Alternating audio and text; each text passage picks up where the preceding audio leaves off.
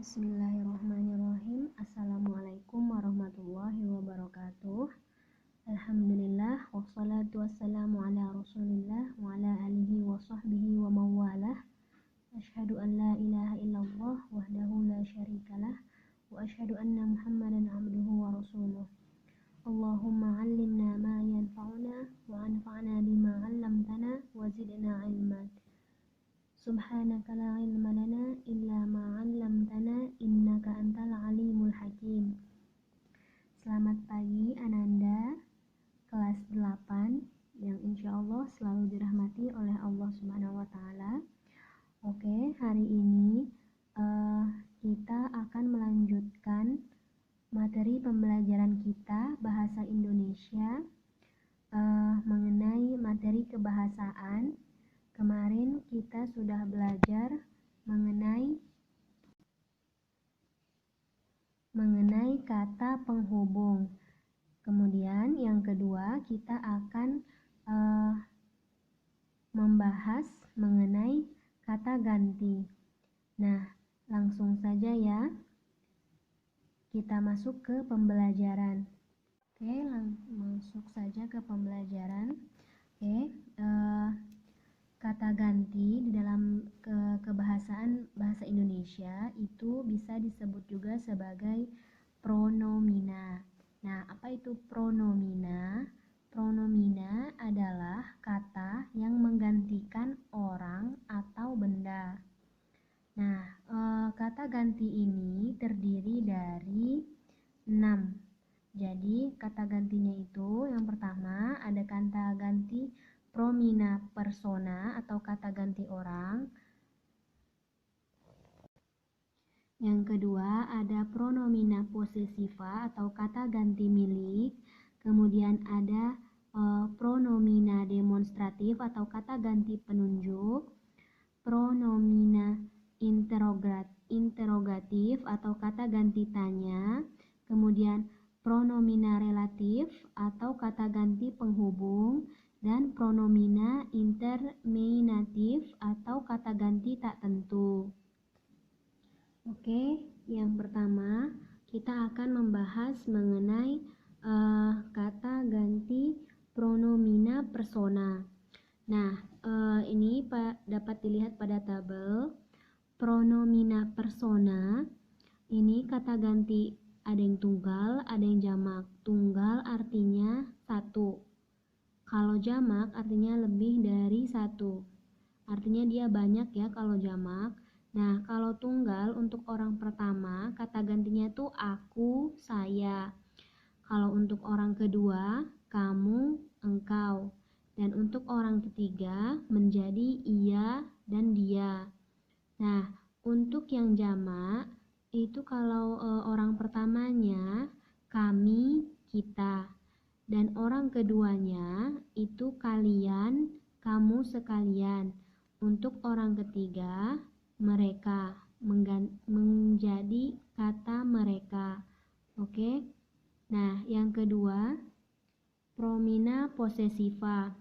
Nah, promina possessiva ini dapat dilihat pada tabel ya. Kalau untuk tunggal atau dia satu, untuk orang pertama itu kata gantinya ku. Jadi contohnya bukuku. Jadi di sini kunya ya. Untuk orang kedua itu bapak, adik, paman, saudara. Dan untuk kata ganti orang ketiga itu menjadi nya. Contoh bukunya. Seperti itu. Kemudian untuk jamak itu lebih dari satu. Untuk orang pertama kata gantinya menjadi kami dan kita. Contoh buku kami. Nah, untuk orang kedua bapak-bapak, ibu-ibu, saudara-saudara. Dan untuk orang ketiga itu menjadi mereka. Contoh buku mereka. Paham kira-kira? Nah, untuk pronomina possessiva itu orang kedua tunggal dan jamak perlu dibedakan dengan kata sapaan. Jadi berbeda dengan kata sapaan ya. Contohnya, paman, ini buku paman. Nah, jadi kalau yang paman di kata pertama itu merupakan kata sapaan. Sedangkan untuk di kalimat paman kedua itu merupakan pronominanya. Seperti itu. Jadi harus dibedakan mana yang sapaan, mana yang pronominanya.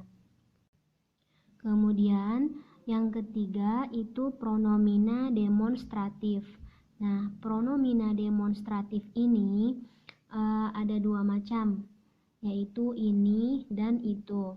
Kalau kata ini sebagai kata ganti penunjuk dekat, sedangkan itu sebagai kata ganti penunjuk jauh.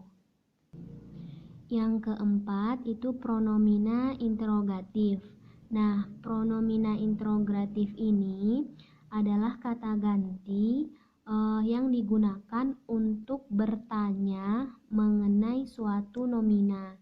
Nomina ini kata benda. Jadi, contohnya pertanyaannya apa, siapa, kenapa, mengapa, berapa, bagaimana, dan mana.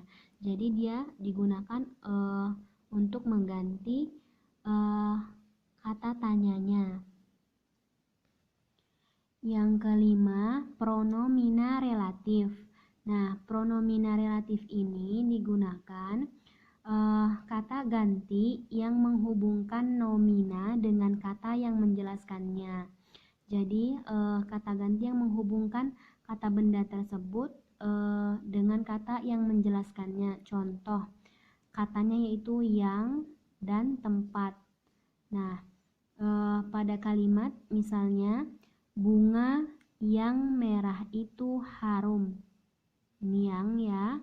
Kemudian, rumah tempat kami tinggal sangat sederhana. Jadi, kata yang dan tempat ini menjelaskan dari nomina tersebut.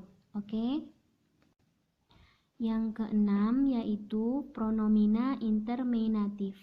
Nah, pronomina interminatif ini kata ganti yang digunakan untuk menggantikan nomina yang tak tentu. Contohnya, kata tak tentunya itu seperti seseorang, salah seorang, siapa saja, setiap orang, sesuatu, dan salah satu. Nah, setelah kita belajar kata ganti, yang ketiga kita akan belajar kata keterangan. Nah, kata keterangan ini disebut sebagai adverbia.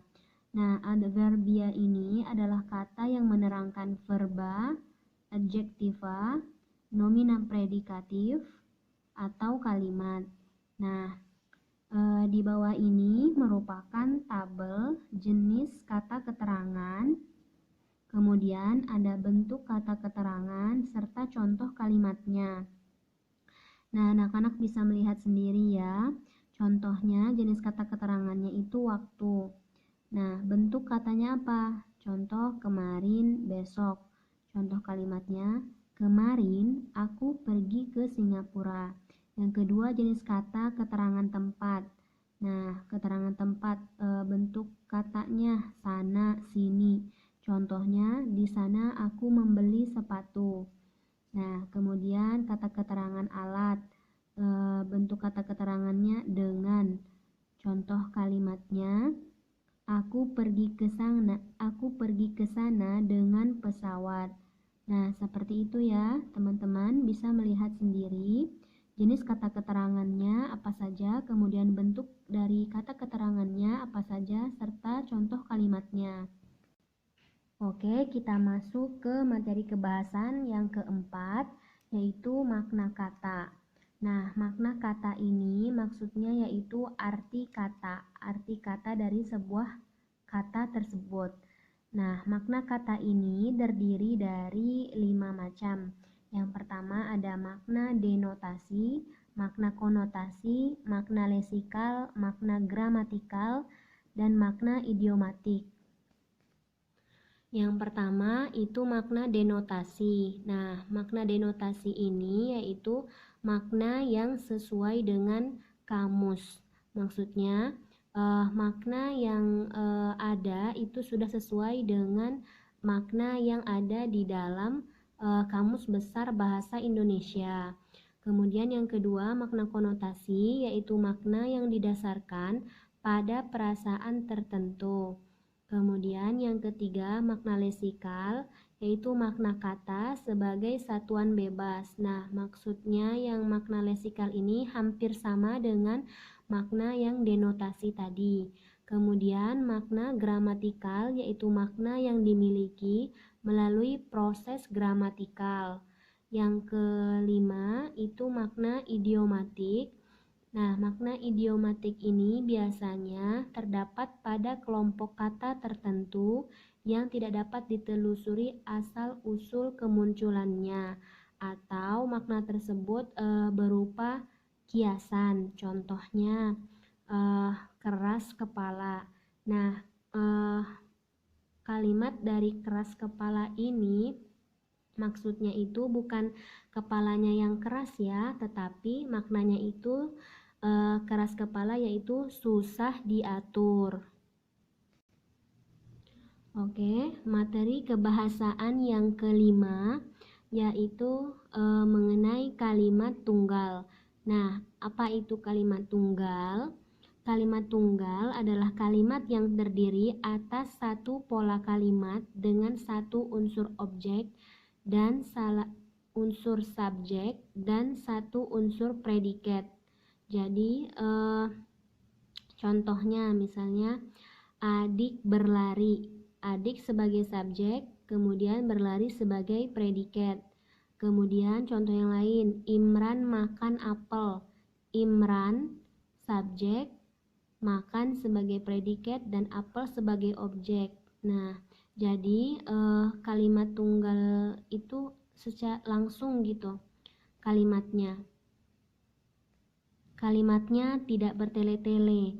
Nah, adapun kalau misalnya jika ingin ditambahkan kalimat tunggal tersebut, dapat ditambahkan pelengkap keterangan atau objek. Nah, keterangannya dapat berupa keterangan tempat, waktu, alat, dan keterangan cara.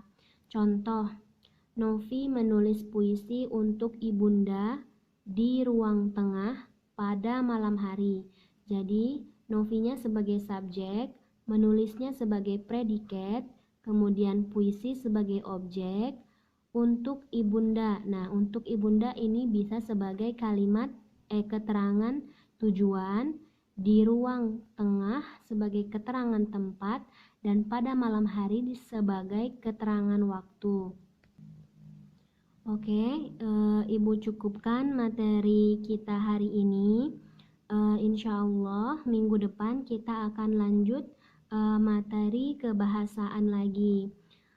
Ibu tutup materi hari ini dengan doa kafaratul majlis. Subhanakallahumma wa bihamdika asyhadu an la ilaha illa anta astaghfiruka wa atubu ilaik. Assalamualaikum warahmatullahi wabarakatuh.